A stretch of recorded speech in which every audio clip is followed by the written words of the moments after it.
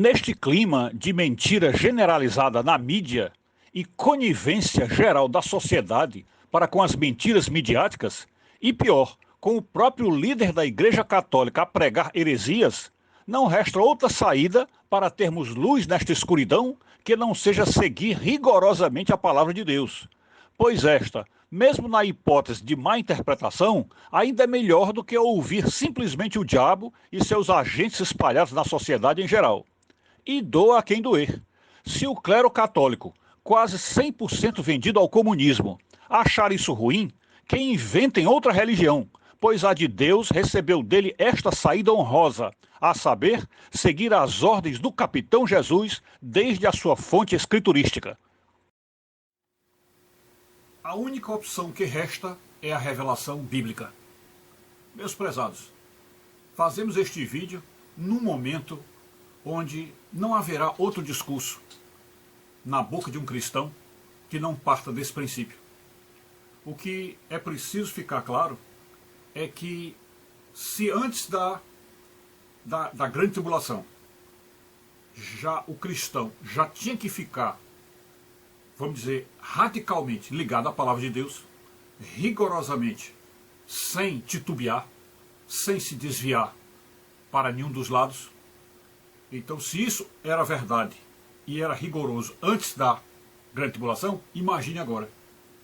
Então, o que temos a dizer é, diante de uma plateia que cremos a maioria seja cristã, e, sobretudo, aqui dividindo entre catolicismo e protestantismo, que é onde está a maioria dos nossos inscritos, nossos ouvintes, para dizer que, seja lá de onde viermos, seja lá que denominação frequentemos, o que importa é que nós estejamos ligados ao que diz a palavra de Deus.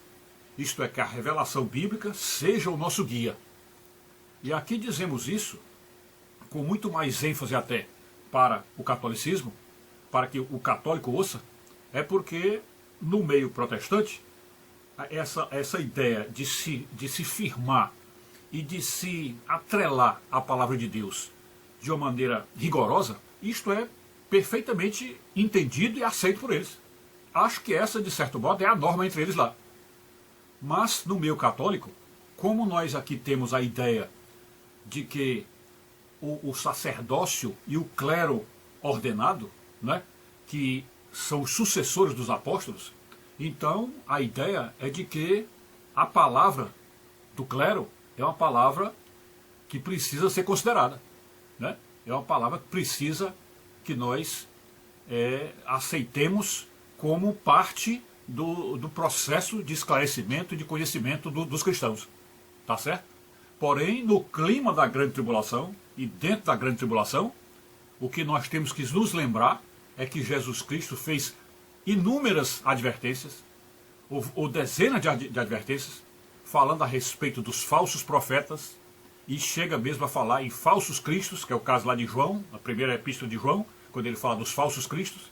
Então nós estamos neste ambiente e neste tempo dos falsos profetas e dos falsos cristos. Nós estamos nesse ambiente. Então, já que nós estamos num momento em que, sabendo que o demônio pode se transformar até em anjo de luz, e Jesus nos advertindo que nós entraríamos num tempo de falsos profetas, então é muito mais seguro para o cristão se firmar na palavra de Deus, seguir a palavra de Deus, do que ouvir certas lideranças. Não é isso?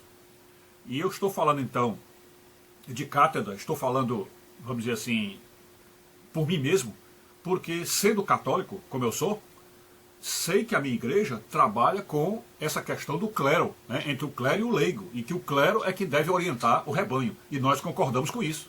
É o clero que tem que orientar o rebanho.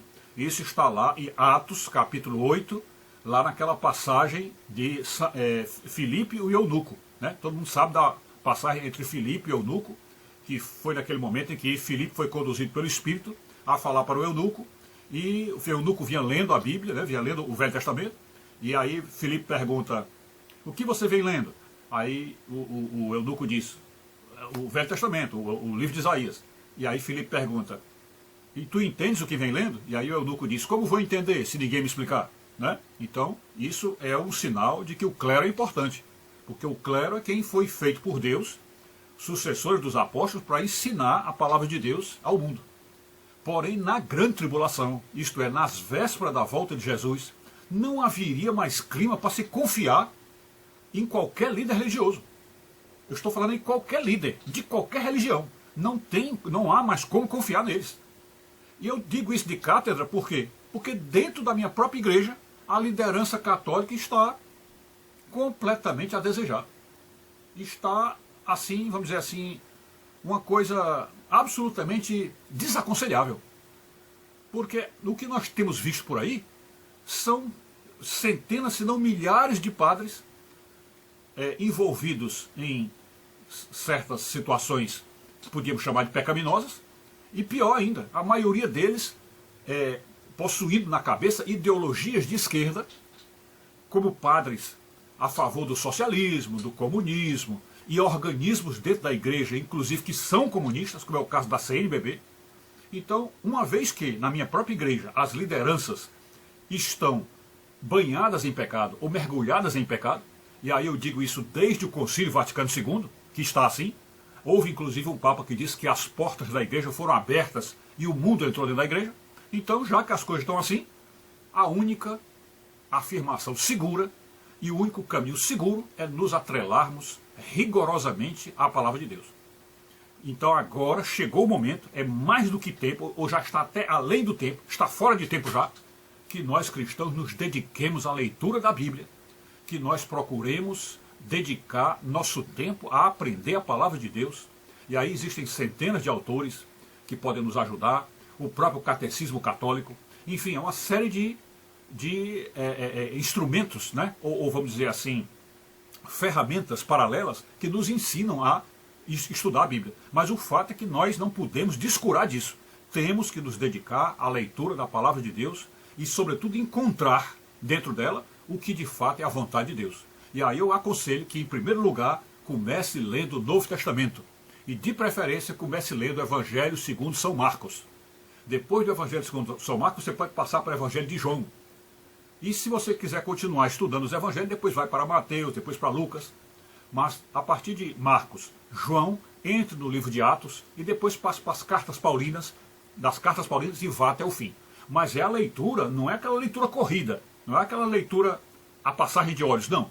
É uma leitura pensada, meditada, inclusive anotada, para tentar não esquecer o que está sendo dito ali, refletida, ou seja, como se você estivesse olhando no espelho e ver o que é que o texto está dizendo para você.